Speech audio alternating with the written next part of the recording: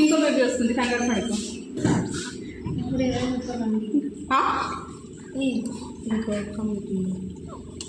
wear going down side okay just come